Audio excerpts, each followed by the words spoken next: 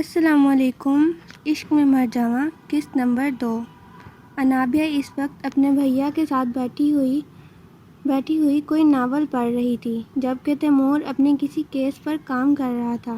آج تیمور جلدی ہی گھر آ گیا تھا۔ جب بھی اسے جلدی چھٹی ہوتی تو وہ یہ کوشش کرتا کہ زیادہ سے زیادہ وقت انابیہ کے ساتھ گزارے۔ اناب، کیا پڑھ رہی ہو؟ بھیا، کچھ بھی نہیں، بیوٹی اینڈ بیسٹ پڑھ رہی ہوں۔ یہ افسانوی باتیں مت پڑھا کرو، تم جانتی ہو کہ یہ دماغ پر اچھا اثر نہیں کرتی۔ کوئی انفارمیشن والی چیز پڑھ لیا کرو جس سے تمہیں فائدہ ہو۔ بھیا، بس ایسے ہی آج دل کیا کہ کوئی ناول پڑھ لوں۔ ابھی یہ بات کر ہی رہی تھی کہ اس کا نیلا نشان چمکنے لگ گیا۔ تیمور بھی اس کی طرف متوجہ ہو گیا کیونکہ اس کے نیلے نشان سے روشنی نکلنے لگی۔ بھیا، یہ بہت درد کر رہا ہے، دیکھیں نا۔ تیمور فوراً سے اٹھا اور گیلا کپڑا لے کر آیا۔ اس نے جوں ہی نشان پر گیلا کپڑا رکھا وہ شدید گرم ہو گیا۔ اناب، اس میں تو آگ لگی ہوئی ہے۔ ایسا کیوں ہوتا ہے؟ آپ بتائیں نا، میں انسانوں سے مختلف ہوں کیا؟ ایسا کچھ بھی نہیں ہے، یہ صرف اور صرف تمہارا وہم ہے۔ بچپن میں تم سخت بیمار ہو گئی تھی تو تم یہ بات جانتی ہو۔ اس بار تمہاری آنکھوں کا رنگ بھی بدل گیا اور تمہارے ہاتھوں پر یہ نشان بھی آ گیا۔ بھیا، آپ کو پتہ ہے، مجھے اکثر لوگ کہا کرتے تھے کہ ایسا محسوس ہوتا ہے جیسے اس کے ساتھ کوئی جن رہتا ہے۔ میرے نزدیک جب بھی کوئی آنے کی کوشش کرتا ہے اسے ضرور نقصان ہو جاتا ہے۔ بھیا، آپ جانتے ہیں اسی وجہ سے کتنے لوگ مجھ سے دوستی نہیں کرتے۔ یہ سب فضول باتیں ہیں جو تم ناول پڑھ کر اپنا دماغ میں بٹھا لیتی ہو۔ جلد ہی تم ایک رپورٹر بن جاؤ گی، پھر دیکھنا لوگ تمہارے ارد گرد کیسے آتے ہیں۔ تیمور اس کے نشان پر بار بار پانی سے گیلا ہوا کپڑا رکھ رہا تھا، مگر انابیہ کو اور تکلیف ہو رہی تھی۔ اسے یہ تکلیف بچپن سے ہوا کرتی تھی۔ جب بھی اسے یہ تکلیف ہوتی، اسے ایسا محسوس ہوتا کہ اس کی کلائی ہاتھ سے کٹ رہی ہے۔ نیلی آنکھوں والا شہزادہ اس وقت اپنے گھوڑے کو بھگا رہا تھا۔ گھوڑے کی رفتار اس قدر تیزی سے دیکھنے والا انسان اسے برداشت نہ کر پائے۔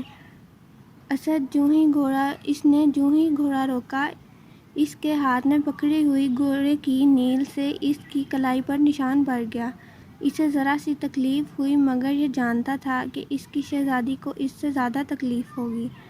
ٹائیگر، تم یہ بات جانتے ہو کہ یہ تکلیف صرف مجھے نہیں ہوتی، تمہاری شہزادی کو بھی ہوتی ہے۔ ذرا احتیاط کیا کرو جب تم رک جاتے ہو تو۔ یہ گھوڑے سے اترا اور سامنے لگے بڑے سے پنجرے کی طرف گیا۔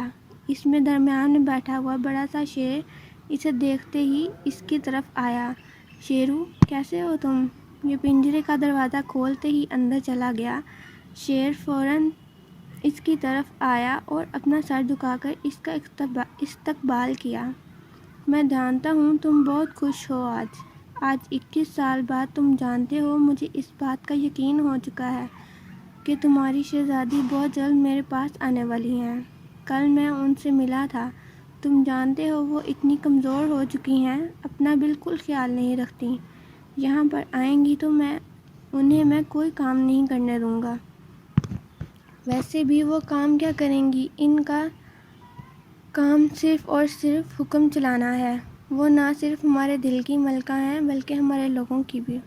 شیرو دھاڑا، جس کا مطلب تھا کہ اسے اپنے مالک کی بات سمجھ آ چکی ہے۔ ہارون ایک گارڈ کے ساتھ اس کے پاس آیا۔ اسے اس شیر سے بڑا ہی ڈر لگتا تھا، اسی خاطر وہ پنجرے کے باہر ہی کھڑا رہا۔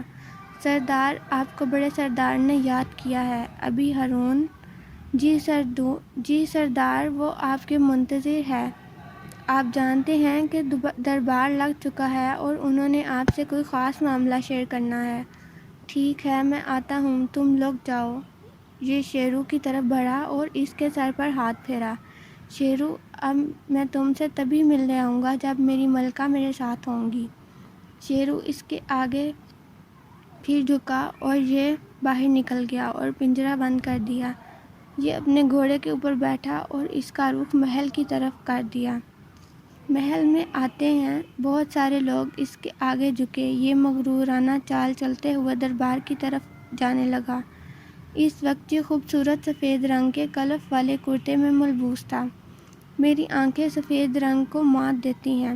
سب لوگ کھڑے ہو جائیں، شہزادے آ چکے ہیں۔ اس کے باپ کے ساتھ والی خالی جگہ پر کھڑے درباری نے اس کے آتے ہی سامنے بیٹھے لوگوں کو یہ الفاظ کہے تو سب لوگ کھڑے ہو گئے۔ بیٹھ جائیے سب۔ یہ ہاتھوں کا اشارہ کر کے اپنے باپ کی طرف آیا اور نہ سر جھکایا، پھر اپنے باپ کے ساتھ والی کرسی پہ بیٹھ گیا۔ کیسا ہے ہمارا بیٹا؟ بالکل ٹھیک بابا جان، آپ نے ہمیں یاد فرمایا ہے تو ضرور کوئی اہم کام ہی ہوگا، ہمیں حکم کیجیے۔ آج تم جانتے ہو کہ ہمارے محل کی شہزادی کو یہاں سے گئے پورے 21 سال ہو چکے ہیں۔ وقت آ چکا ہے کہ تم ان کو واپس لے کر آؤ۔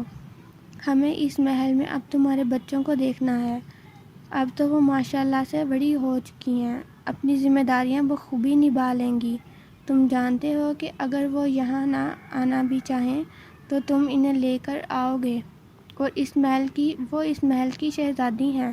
ان کا رشتہ تم سے آج سے نہیں، پورے 21 سال سے ہے۔ جی بابا، آپ پریشان مت ہوں، پہلے کیا گیا وعدہ ہمیں یاد ہے بہت اچھے سے۔ جب ہم نے انہیں پہلی بار اپنی گود میں اٹھایا تھا تو ہمیں اسی دن احساس ہو گیا تھا کہ ان کے علاوہ ہماری زندگی میں کوئی آ ہی نہیں سکتا۔ ہماری نئی شہزادی جب ہمارے پہلو میں بیٹھیں گی تو دنیا دیکھے گی۔ ہم بہت جلد انہیں لینے کے لیے جا رہے ہیں۔ بہت خوب ہمارے شہزادے، تمہارے لوگ تم سے اپنے کچھ مسائل حل کرنا چاہتے ہیں، اپنی ذمہ داری نبھاؤ۔ میرے لوگ سر آنکھوں پر بابا، ان کا جو بھی مسئلہ ہے مجھے بتائیں، میں اپنی جان لگا کر بھی اسے حل کروں گا۔ شہزادہ اپنے لوگوں کی طرف مڑا۔ اس کے لوگ اس سے بہت محبت کرتے تھے۔ یہ ایک رحم دل شہزادہ تھا، مگر جب یہ ظلم کرنے پر آتا یا کسی ظالم کو سزا دینی ہوتی تو دنیا کانپ جاتی۔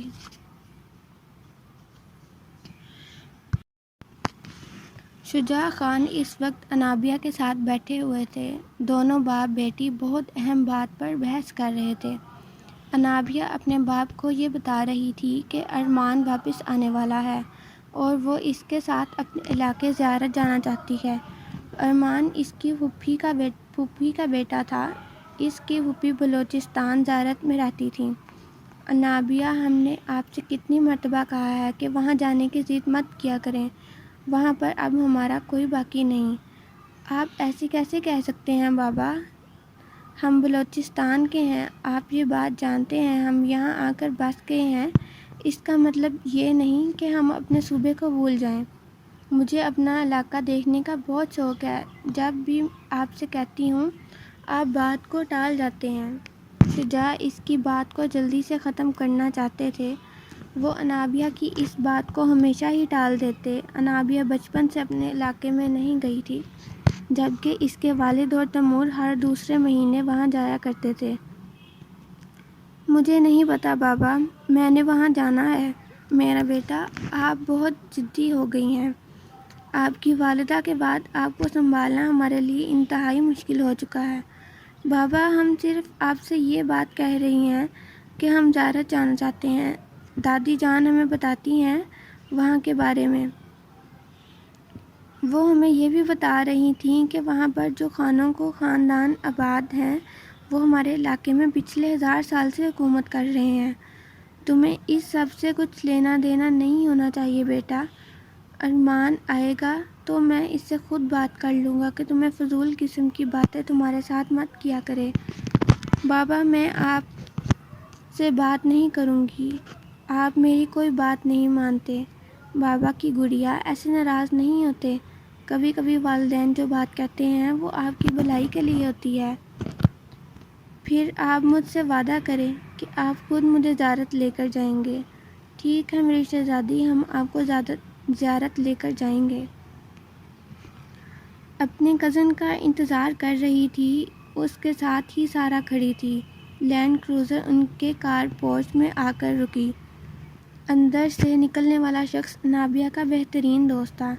بھیا آپ آ گئے آخرکار، سارا اس کی طرف کی جبکہ ارمان کا دھیان انابیہ کی طرف تھا جو پیچھے ہاتھ کیے اسے بڑے غور سے دیکھ رہی تھی۔ آخرکار میں آ ہی گیا، تم جانتی ہو کہ میں کتنا مصروف رہتا ہوں۔ ہماری اناب کیسی ہے، اس کا موڈ کیوں آف ہے؟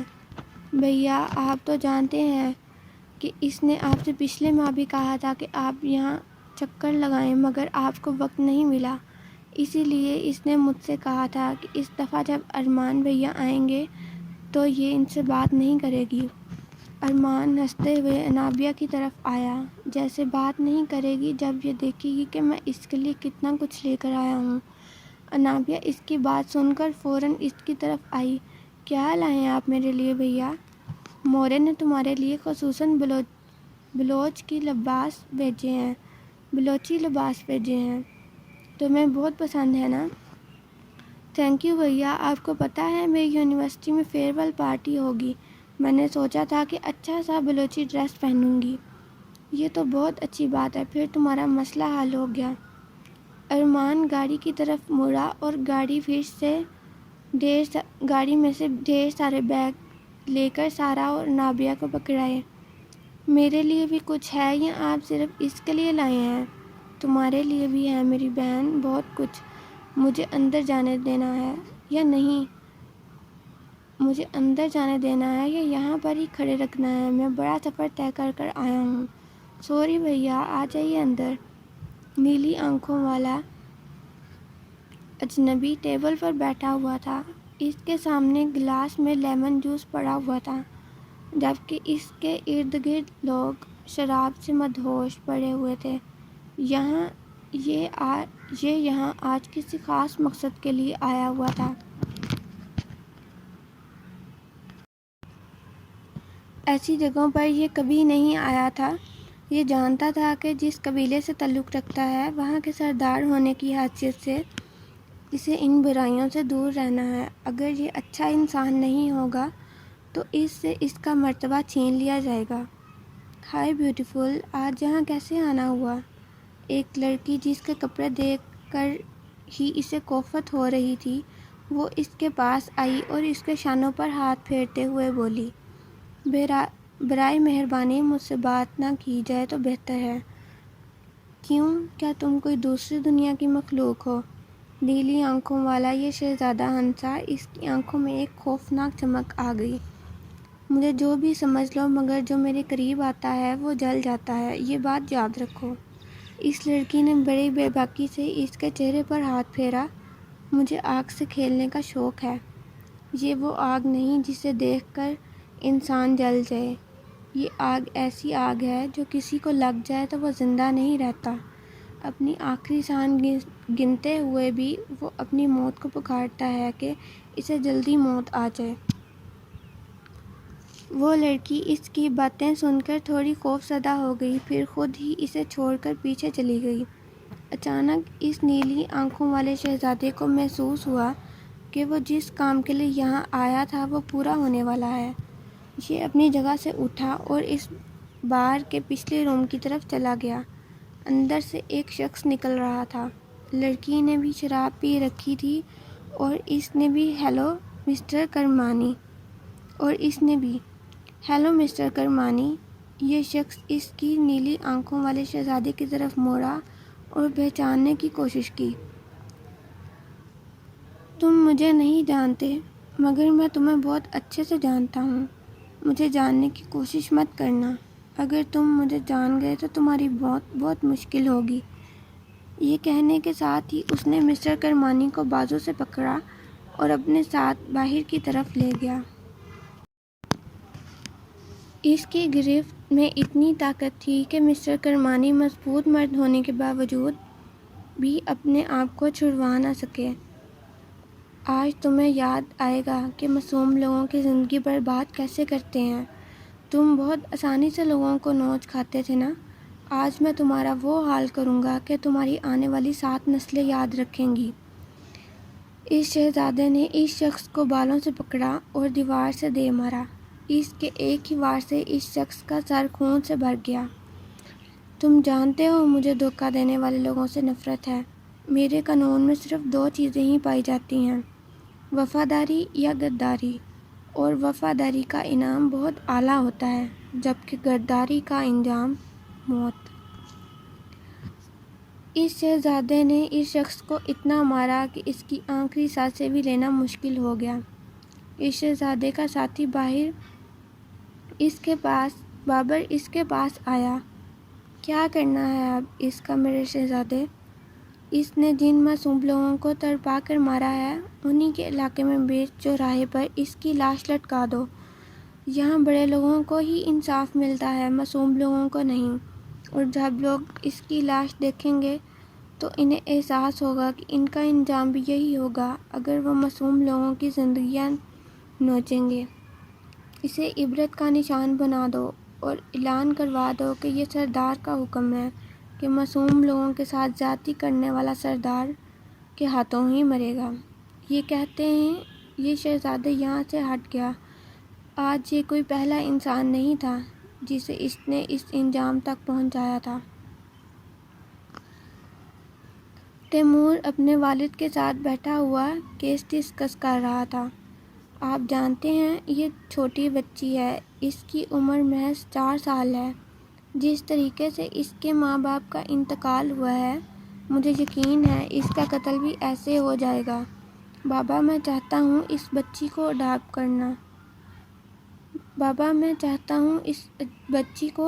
کر لوں۔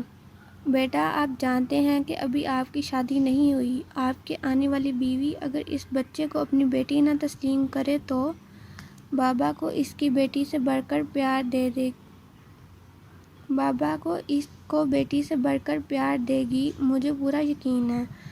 کسی یتیم خانے میں پلنے سے بہتر ہے کہ یہ آپ کی پوتی اور میری بیٹی بن کر بری ہو۔ میں اس بچی کو اپنی بیٹی بنا رہا ہوں۔ یہ بہت مشکل فیصلہ ہے بیٹا، اس کو ایسے ہی مت لو۔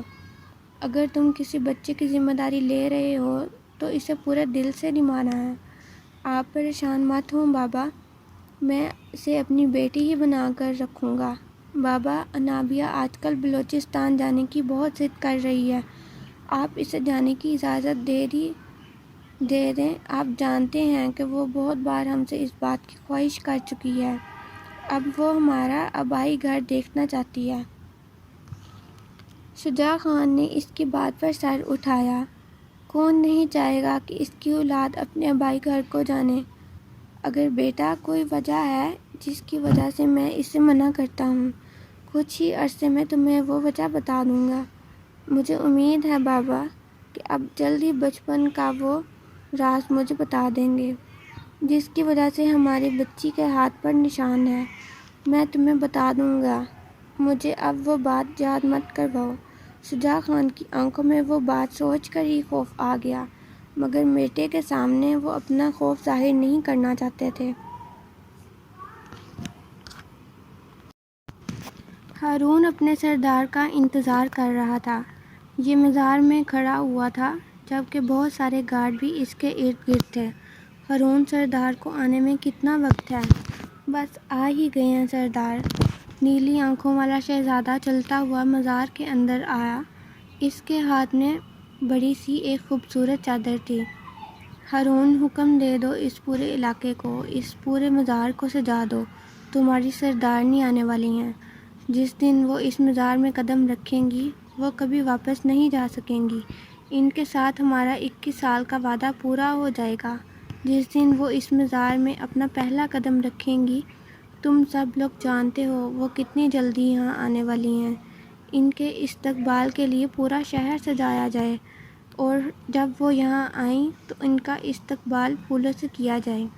سردار آپ انہیں کب لینے جا رہے ہیں؟ اس بار ہم انہیں نہیں لینے جائیں گے، وہ خود آئیں گی ہمارے پاس بہت جلد۔ یہ بات کرتے ہی اس شہزادے کی آنکھیں چمک اٹھیں۔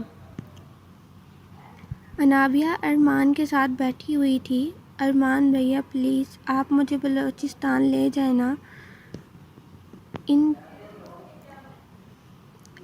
اب تم یہ بات جانتی ہو کہ میں ماموں جان کو نہیں پسند کہ ماموں جان کو نہیں پسند کہ تم وہاں جاؤ۔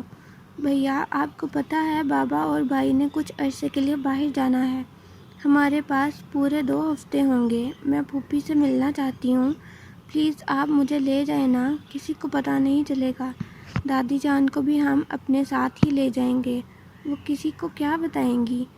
نانی جان نے اگر ماموں کو بتا دیا تو آپ کہہ دیجیے گا کہ گاؤں میں کسی کی شادی ہے اس لیے ہم جا رہے ہیں، پھر وہ مجھے کبھی اکیلا نہیں چھوڑیں گی۔ چھوٹے ماموں تو گھر میں ہی ہوں گے نا، اگر انہوں نے یہ کہہ دیا کہ تم ان کے ساتھ اور خالہ جان کے ساتھ رک جاؤ تو کہیں گی کہ آپ کو گارنٹی دیتی ہوں پلیز بھیا پلیز۔ ارمان اس کے چہرے پر خوشی لانے کے لیے کچھ بھی کر سکتا تھا۔ ویسے بھی اس نے یہ بات سوچ لی تھی کہ اس دفعہ وہ اپنی ماں کو ماموں کے پاس لے کر آئے گا اور انابیہ کو ہمیشہ کے لیے بلوچستان اپنے ساتھ لے جائے گا۔ ٹھیک ہے، مگر پھر تم تیمور بھیا کو اس بات کی خبر مت ہونے دینا۔ اللہ حافظ۔ یوٹیوب کو سبسکرائب کریں اور ویڈیو کو لائک کریں۔